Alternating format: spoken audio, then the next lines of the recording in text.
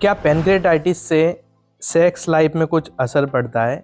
ये प्रश्न एक यूट्यूब पर हमारे एक व्यूअर ने पूछा है। वैसे तो ये प्रश्न हमारे क्लिनिक में कई लोग पूछते हैं पर्सनली क्लिनिक में आकर के।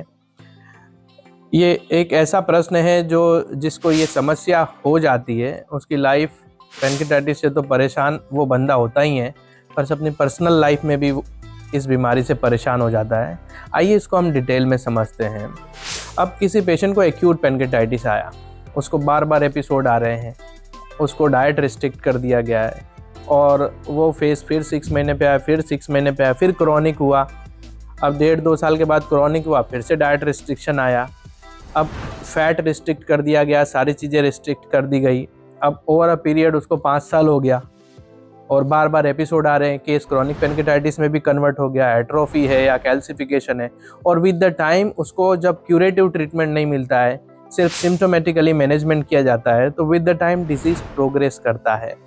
अब बंदा 1 साल तो उसने मैनेज किया डाइट, सेकेंड ईयर भी किया। अब जैसे जैसे ज़्यादा करते जाता है, अब क्या हो रहा है उसके केस में? नंबर 1, उसका एक तो डिजीज़ प्रोग्रेस कर रहा है। नंबर 2, उसका diet restriction continuous long time तक चल रहा है। नंबर 3, अब वो मेंटली भी डिप्रेस हो रहा है। नंबर 4, इकोनॉमिकली भी ब्रेकडाउन हो रहा है। इसके वजह से उसका जो प्रोफेशनल लाइफ है वो भी डिस्टर्ब हो रहा है। नंबर 5, ये सारी प्रॉब्लम के वजह से सोसाइटी में भी अब उसको लोग अलग तरह से देखते हैं कि भाई पहले कैसा था, अब कैसा दिखने लगा। अब वो मोरल सपोर्ट भी उसका जा रहा है जो पहले स्ट्रॉन्ग हुआ करता था। तो होता क्या है इस केस के अंदर, जब लॉन्ग टाइम इलनेस ये रहता है तो पेशेंट के अंदर फैट बन कर आया जाता है। फैट को जितना हो सके कम। अब विटामिन ए, डी, ई के फैट सोल्यूबल विटामिन से ये सारे विटामिन्स फैट की हाजिरी में ही प्रॉपर फंक्शनेबल होंगे। और जब हम कंटिन्यूअस लॉन्ग टाइम तक फैट को अवॉइड करेंगे तो ये विटामिन शरीर में नहीं मिलना है। अब नहीं मिलने से इसकी डेफिशिएंसी होगी। विटामिन ए, डी, ई के इनकी डेफिशिएंसी से हमको मल्टीपल प्रॉब्लम होना शुरू होगा। साथ ही साथ में लॉन्ग टाइम तक पेशेंट को इलनेस है तो बाकी की भी हेल्दी डाइट कुछ लोग कट डाउन कर देते हैं। तो शरीर को जितना प्रोटीन मिलना चाहिए, जितना बॉडी को एनर्जी मिलना चाहिए, मिनरल्स, विटामिन्स मिलना चाहिए, हीमोग्लोबिन के सिंथेसिस के लिए आयरन मिलना चाहिए, विटामिन सी मिलना चाहिए, ये सारी चीज़ें नहीं मिलती है तो न्यूट्रिशनल डेफिशिएंसी क्रिएट होती है। लॉन्ग टर्म इलनेस के वजह से एक मेंटल फटिगनेस, एक स्ट्रेस क्रिएट होता है, डिप्रेशन का बंदा शिकार हो जाता है।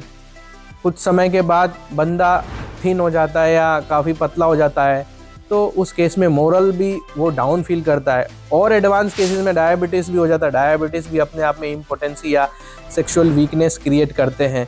तो जितना केस पुराना होता है और राइट मैनेजमेंट नहीं हो रहा है और बंदे का डिजीज़ प्रोग्रेस हो रहा है और ये सारे लेवल पे वो ग्रेजुअली बढ़ता जा रहा है, आगे बढ़ता जा रहा है। अभी इस केस के अंदर उसके अंदर सेक्सुअल वीकनेस जनरेट होगी।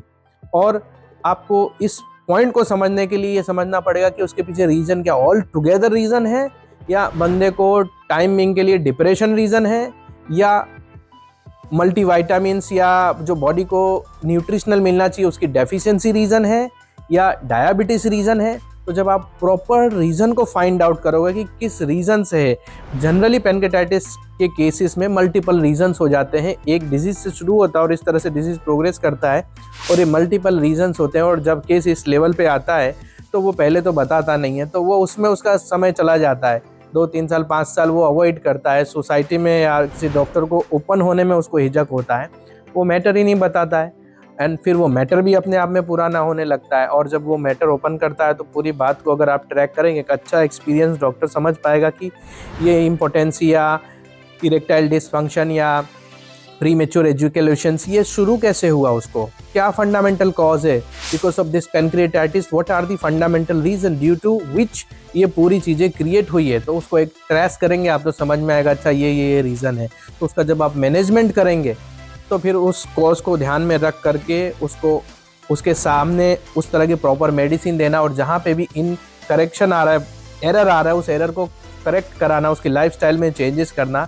तो ये सारे module along with this homeopathic medicine सब साथ में लेकर के होलिस्टिकली इस केस को अप्रोच किया जाता है। बट ऑफ कोर्स जो पुराने केसेस हो जाते हैं, मेरे पास अगर मैं देखूँ तो कई लोगों में जो पैनक्रेटाइटिस से ग्रसित है और ख़ास करके जब क्रॉनिक पैनक्रेटाइटिस हो जाता है, सीसीपी हो जाता है, क्रॉनिक कैल्सिफाइड पैनक्रेटाइटिस, या उसके साथ डायबिटीज़ होता है, तो सेक्सुअल वीकनेस देखने को मिलती है और वो हमारे सामने प्रस्ताव रखते हैं कि सर इस चीज़ का कोई सोल्यूशन नहीं है।